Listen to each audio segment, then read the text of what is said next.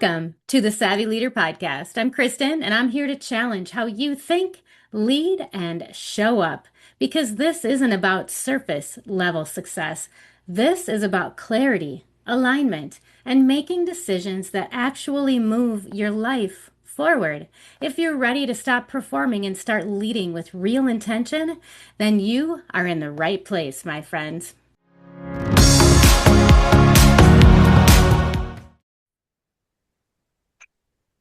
All right, everybody, welcome back to the next episode of the Savvy Leader Podcast. I'm so grateful to have you with us today. We have Tamara Laine. She is the founder and CEO of Empower. And I'm going to let you, Tamara, tell us your story. I got all tongue-tied there in between Tal and Tamara. Excuse me. But I want to hear from you, your story, your journey, what it is that lights you up, and just exactly how you got to where you are today. You've got a really exciting story and an extensive background, and I'm just going to let you go ahead and take it from here. Yeah, thank you. No, I mean, I'm thrilled. What lights me up is the best question to start with because what lights me up really is building technology or building solutions that has an effect on an individual's life, right? And that's what I get up every morning for is figuring out how I can make someone else's life better. And that has been something that I have seen throughout my whole life and career of what gets me jazzed. And I've done it in different ways, right? I've done it through news and communications. I've done it through arts and media. And now I've done it through building technology. And it really, that's the constant thread of the entire journey that I've been through is what is the output is different, but what is the outcome is the same, which is doing something that really affects someone on a personal level. Wow, that's really, really insightful and introspective. I think that that's an incredible place to start. So I got to know, how did you come across that particular niche? Tell me the story. So I started building technology, I would say 8, 9 years ago. Before that, I was an investigative news journalist, and I spent every day kind of uncovering corruption or looking at things that were causing environmental damage or breaking news. And I loved it. It was an incredible, incredible thing to be a part of, which is being able to tell stories that really impact people's lives and being able to dig into things that were happening that was being overlooked or was difficult to dig into, right? Or was being hidden. And so that really became the foundation of my career and my desires to work towards the better good, right? Like being able to see firsthand how things actually affected people, good and bad.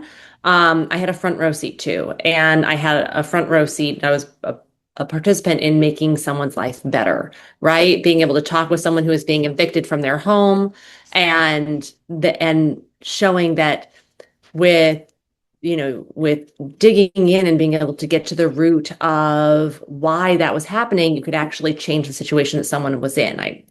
Multiple times through stories that I did, I was able to help like an elderly couple stay in their home when they were being evicted from, their place by landlords illegally. And that's just like one sort of situation where I could see the outcome of my work. Um, and so yeah, that driving force really did shape my career and how I then came to building technology. I think I got sidetracked from your original question, just talking about my background and like thinking about how media really played a part in the foundation of my work. And I think that that is such an interesting pivot, especially in this day and age, because I know you work a lot with AI and Hmm. all of the things that you must have learned in your journey through investigative journalism. which sounds also incredibly fascinating to me. And I can absolutely feel the passion in your voice and see how that could be an incredibly rewarding, at the same time, very challenging. I gotta think that digging into all of those things, almost like, how did everybody around, like, how did you manage a life outside of that? Like, No, that was yeah, you definitely there's not a lot of work-life balance, but there's not a lot of work-life balance as a technology leader, you know. Building your own company, building your own startup. I'm sure you feel this as you build your companies. Like I laugh because I joke that when I left the news, I was choosing a path that had more work-life balance. So I became a startup founder, which is just, a glutton for punishment of no, there is still no work-life balance. There is just the choices in front of you and how you want to spend your time, right? And some days you're able to spend more time with your kids, and then other days you're staying up doing legal contracts until 1 a.m. Like it's just, mhm. there's no balance. There is just life. Yes. And when the passion is there, somehow we manage to find that extra ounce of adrenaline or energy, or maybe just an extra shot of espresso to keep us going and to keep us up till 1 a.m. looking at contracts, because that is so true. And, but again, I feel like hearing the passion in your voice, I can just feel how integrated you were into that role.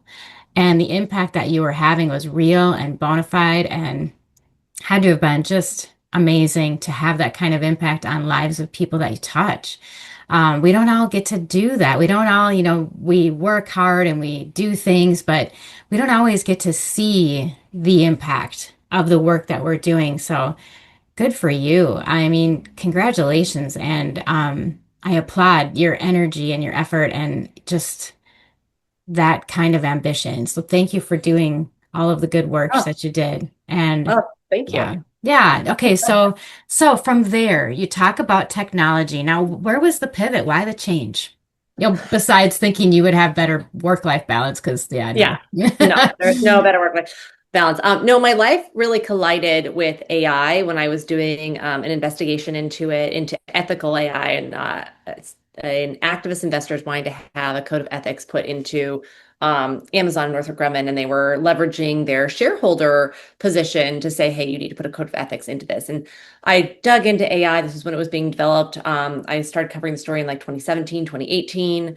And it was, AI was still relatively new. It hadn't really taken off yet. It was obviously been in development for a long time, but like as a concept of daily use for people, it was something that was not on their minds in 2018 or 2017. Um, and so here I was, I'm talking to researchers and developers and, and everybody, and I just saw the sheer power of this. And so I had been a part of helping launch different media outlets, and I thought, well, this is something that I want to dig into, which is how do I, in this next part of my career, start looking at technology as a way of something that I can shape? Because I was a firm believer after doing this story that the people who build technology have the most influence on how it takes shape in society, right? And if people building technology are all the same, um, then we're going to have technology that isn't good for the entire society, right? It's right. You don't want just a bunch of guys in San Francisco creating the technology that everyone uses. You have to have diversity in thought, diversity in background, diversity in ethnicity, diversity, in everything, in orientation. And so I thought, well, I want to be a part of that. And I want to be a part of the people that are shaping how this happens. And so um, I, started to make my way through learning how to build technology, how to lead teams, how to do the communications, how to do the marketing. And it led me to where I am now. Wow. And you're so right. The last thing we need is all the same people sitting in a room doing the same thing and wrapping it up in a different package, I guess, to send out to Yeah. the world for everyone to use. I think that that is amazing. And to think that you were diving into this AI business almost 10 years ago, in relation to how AI looks right now is incredible. So can you shed a little light on what what that looked like for you to see that transition from very little use or just, maybe big company use or where it all began or what that backstory is a little bit. I'm kind of fascinated. Well, I was a volunteer on a campaign called the Campaign to Stop Killer Robots back in 2012. And yeah, so a very, very long time ago. And what we were talking about, it was started by a whole bunch of Nobel Peace Laureates, and what they were campaigning on and fighting for was a kind of universal global understanding and memorandum on how countries would approach autonomous weapons. Right. And so back then, we were at the UN and everyone was like, there's not going to be autonomous weapons because, right? Like that's not a thing. Like we'd get kind of shrugged off a lot. And here we are now, right? It's a completely different conversation. And so I've seen it through that lens of just like a complete transformation in what we thought was possible to what is actually happening. Um, and still we're at the infancy of AI adoption. So I'm straying from your question a little bit, but I was just giving the keynote on adoption and AI trends at this conference. And so I wanted to see really what is the daily use of AI in the US right now by the workforce. And it's only 15%, which probably it blew my mind because I think I have hundreds of AI agents that I'm running every day. Um, and so to think, oh my gosh, not everybody is using AI. Like I think it was 50% of the US workforce uses AI in a year. Um, yeah. So like that is there's some really, really interesting facts to look at when you think of like AI adoption and where we're at and where we're going. We're still in the infancy of AI adoption and the technology. And so it's growing so fast every year, but it's still, not massively used by everybody in the US workforce. Oh my gosh, that is almost dumbfounding. I mean, I too, and I'm not even, I mean, I use it constantly, not for my life necessarily, primarily for work, but I'm amazed. I thought everybody used it. Like, wow. So we have a long way to go. And when you think about that, what are the things that concern you the most about that? In what way? So are you saying like what should we be concerned about with AI, or am I Yeah, concerned I people aren't mean, adopting like, it fast enough? yeah, yeah. Well, once everybody, I mean, do you think there will be at some point 100%? Like, will there be 100% use from everybody? And what would that look like in our world? Like, would we even be connected at all in person anymore? It kind of blows my mind to think about. Yeah. I mean, that's a really fascinating question. I'll say I haven't given it a ton of thought. So you're kind of getting my knee-jerk reaction because I don't believe that there's going to be universal adoption, right? Okay. Like Okay. I I mean, if you just think about it, I'm still talking with, my uncle who has a flip phone. I do believe everyone's lives will interact with AI moving forward. I mean, if not already, very soon. So if you think about it that way, and it doesn't matter if you're using AI, but you're going to be interacting with AI a lot. Okay. Uh, from customer service Mm-hmm. tools that are being used to how your groceries are stocked and shipped and how medicines are determined, right? Mm-hmm. How Yeah. so our lives are going to be drastically different in how AI is shaping what we see, hear, learn, eat, right? Mm-hmm. Everything.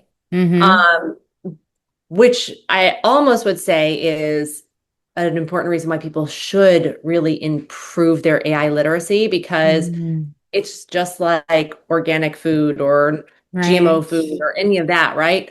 You Mm-hmm. need to know this stuff if it's going to touch your lives, touch the lives of your families. Got it. So smart. So, so smart.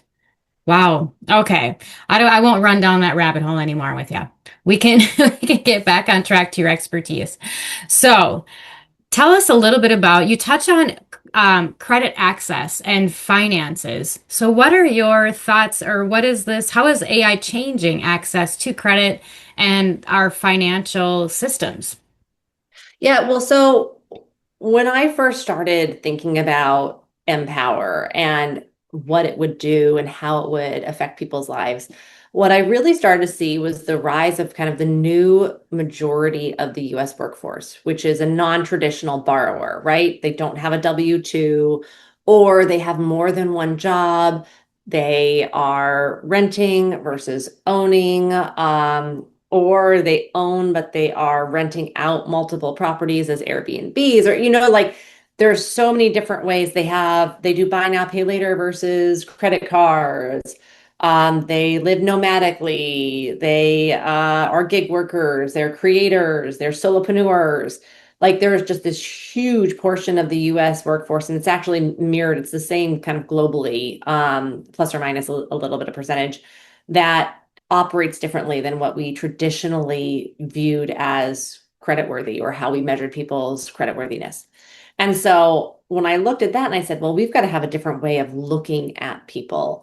And this is where AI now is becoming very powerful because you can pull in hundreds of data points and sort through them really quick in order to create a more holistic picture of someone, a more dynamic view of a person and what they're doing and how they're trending, and see risk, right? And make recommendations and customize opportunities to people. And so that's where I got really excited, was now we can really change the conversation to a static picture of someone to this holistic picture of the way someone is trending. Wow. And that is so true. I mean, you see online, people find these prompts about, asking AI questions about themselves and creating profiles for themselves. And yeah, I mean, I guess that's the basic function of AI. But you touched on something else, whereas instead of the static image, or I mean, as AI is really in, moved the system forward, why do you suppose our current systems are falling behind though? Why aren't they able to keep up? Oh, well, I mean, that's like turning a battleship, right? If we think about a lot of these large institutions, it's you've got just entrenched technology from decades and decades, and systems from centuries, right? And so you have to start bringing in the new technologies in order to start making those shifts. And I would say, where I'm really happy, and some people disagree with me, and this is my contrarian point of view, is that regulations really help here. So they are something that is, you know, a lot of, I don't want to use the word burden. I guess I'm using the word burden, like regulations and compliance and all those things that make a lot of our industries move slower, I think are actually very good, because sorting through that means that you're creating a product that does work within protecting people's rights. And so in these highly regulated industries, technology is going to move a lot slower, but that is actually something in my belief that is good, because you're working within the confines of making sure that it is equal for everyone, and doesn't have derogatory or effects that could, affect people negatively. Okay, so with that then, what do you suppose would be the biggest opportunities for that kind of ship to turn the ship? What do you think in the immediate future? What are some of the bigger challenges that we'll be needing to overcome in the next couple of years? You mean just in finance specifically? Yeah, finance specifically, yeah. So, okay, huge question, right? Because Yeah. that's very open-ended. And what do I see? Because I'm Yeah. obviously very biased, Okay. where I work in underwriting. And Okay. so that's the huge opportunity that I see in underwriting, is being able to include a lot more people into the formal system, Okay. being able to have, as a consumer, more independence and more understanding over your, your profile, right? Um, One of the personal goals that I have that I like with technology is being able to give someone more authority and agency over their own information so that they can track it better, so that they can understand it, so that they can use it in the right ways, right? And right now, like when you ask people about their finances, some people are very comfortable with it, and a lot of people are not very comfortable with it, right? And so technology is going to really enable more people to be comfortable and have that agency that they didn't have before. So that's one thing that really excites me with AI coming into the picture, having your own AI agents that are working for you. Um, there are tons of things that are happening with agents now because you can do shopping through agents. Um, so like there's very cool technology being built of like agent to agent banks, which is I find fascinating. But yeah, the things that are on the future are going to be people are going to have more agency over their finances because there's going to be more tools that are going to allow them to. Um, what we're seeing right now is we're still seeing kind of like the fight over data, who owns what, and so how do we get more data into the right places so that the consumer can have the best information possible, right? And that your own data doesn't live somewhere else.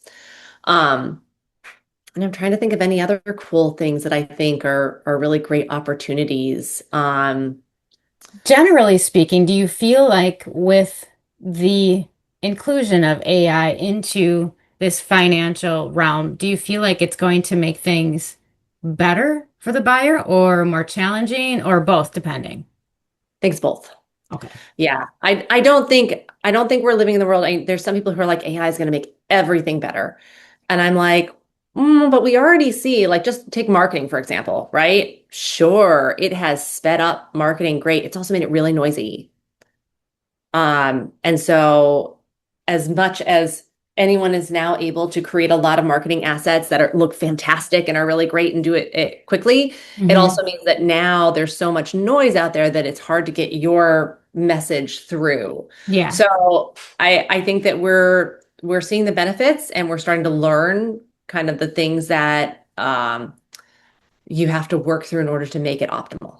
Okay. So then my next question is, how does privacy play into all of this? Oh, well, this goes back to why I'm super happy about being in a highly regulated Got space, it. right? Like those details have already been worked out for how consumer data and consumer reporting data is used. My team, I mean, when we're onboarding with our data partners, we're spending months ensuring that we hit all the privacy standards, right? That are required with consumer information. So while I do feel like it is a very big concern, and my team is obviously like working on that every day. In some of these highly regulated spaces, you already have laws that are working towards that. In other spaces, yeah, we really need to think about what's happening with our data. Um, Yeah. I mean, everyone, if someone is using any of the LLMs for free, Yeah. it is That. not free. It is your data.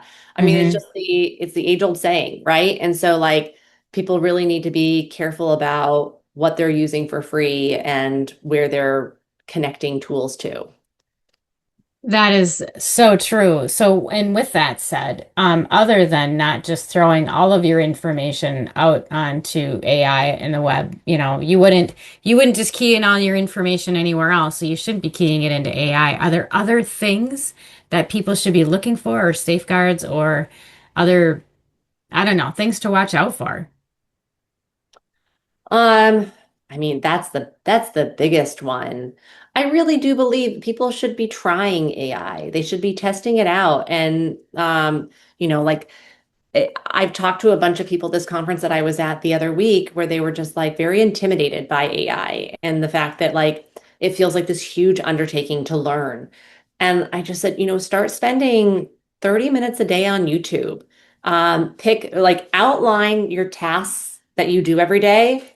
find the one that is the most draining to you and start working towards getting an AI agent to do that.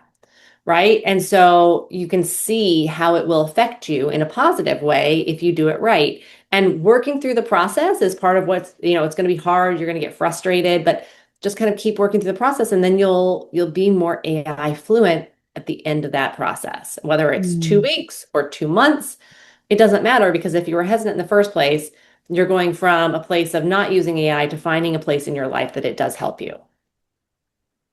So true and such great advice.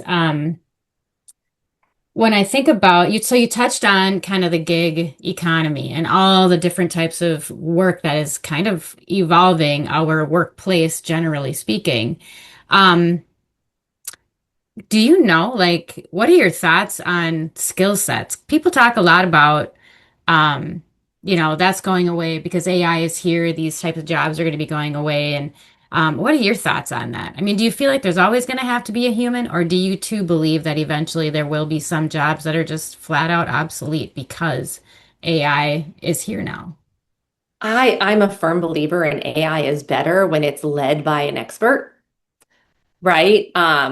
Case in point, I am not a lawyer, and leading Claude to do legal contracts is like a nightmare to me because AI likes to insert a lot of things, right? And that's not always great when it comes to content, when it comes to anything, right? More is not better. And a lot of times AI likes to do that, right? And so when you think about it, you're like, well, why is AI great for a lawyer? Well, because it can do some of this work quickly, but the lawyer is knows exactly what it should and shouldn't include in a contract, right? AI is just kind of speeding up that process.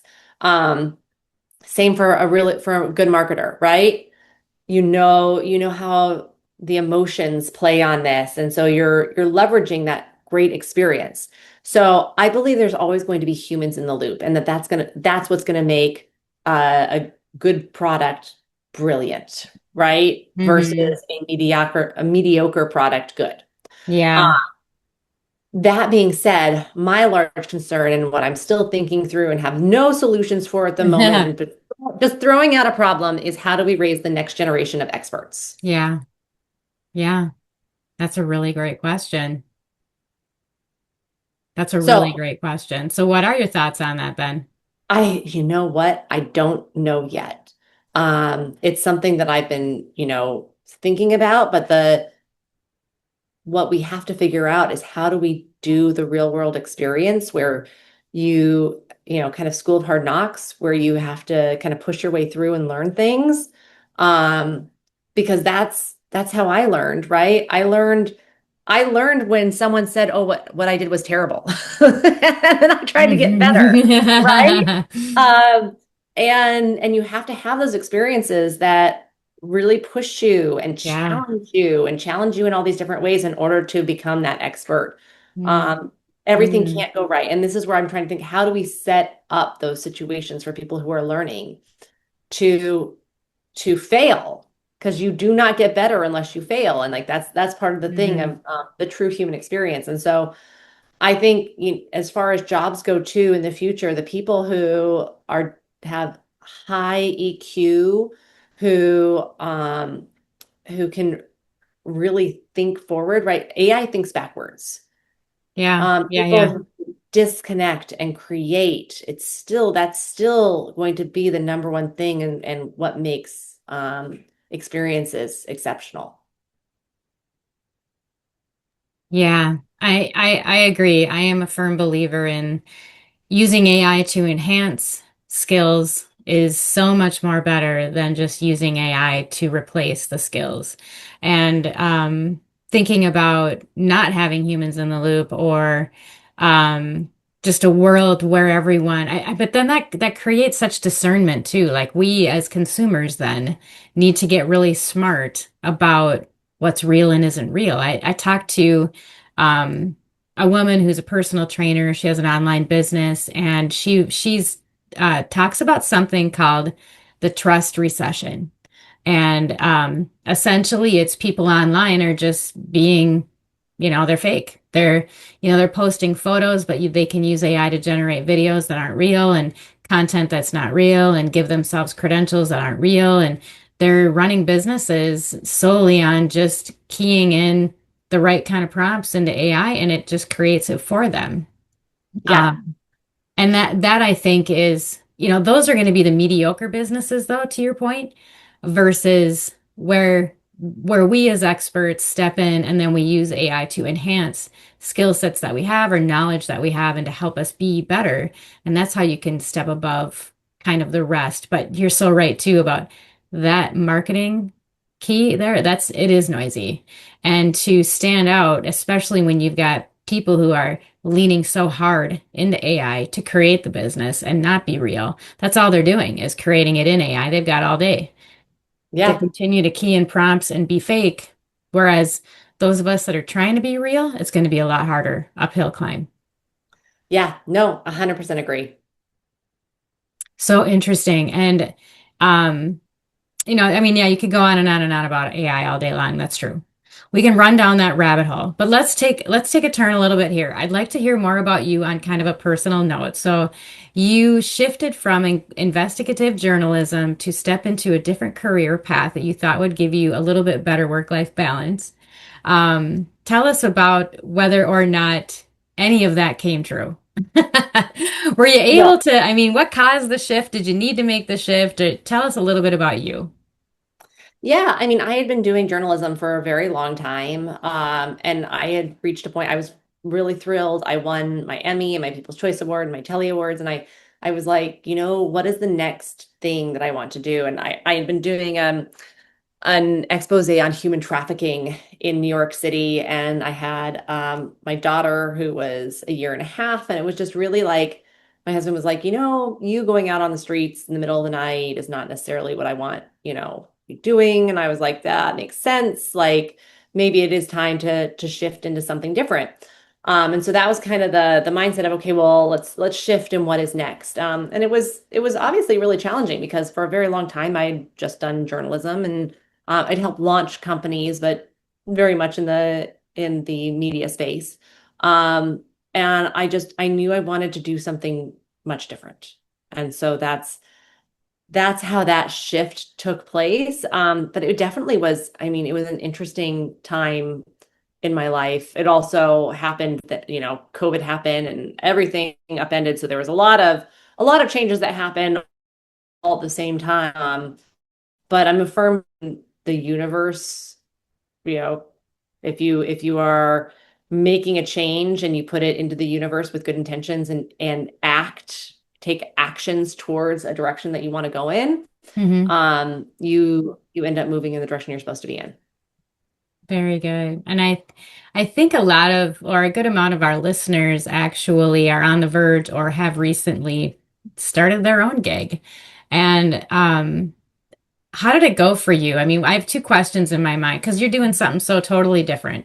I mean, so tell us a little bit about you went from the journalism piece into where you're at now, and I'd like you to kind of expand on exactly what you're doing now with all of the different things and facets you have in your business. And then, um, do you miss journalism?